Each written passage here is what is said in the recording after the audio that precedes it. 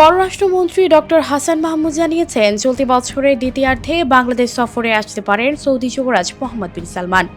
Saudi আরবের পররাষ্ট্রমন্ত্রী ফয়সাল বিন ফারহান আল সঈদের সঙ্গে এ বিষয়ে আলোচনা হয়েছে বলেও জানান তিনি।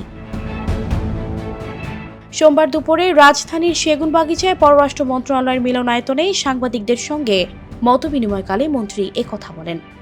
সৌদি আরবে প্রায় ৩০ লাখ বাংলাদেশি প্রবাসী রয়েছে এবং সৌদি পররাষ্ট্রমন্ত্রী বাংলাদেশের জন্য অগ্রাধিকার রয়েছে বলেও জানিয়েছেন তিনি।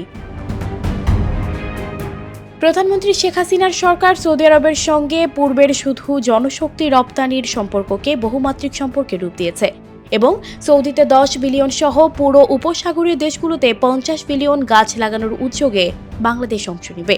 এবছরের দ্বিতীয়ার্ধে সৌদি যুবরাজ মোহাম্মদ বিন সালমানের বাংলাদেশ সফরে আসার কথা রয়েছে বলেও জানান মন্ত্রী।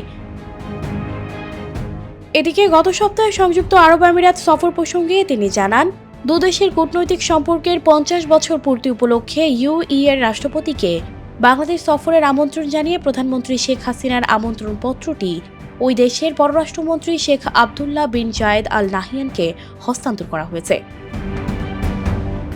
সানজিদা রহমান, প্রবাস খবর।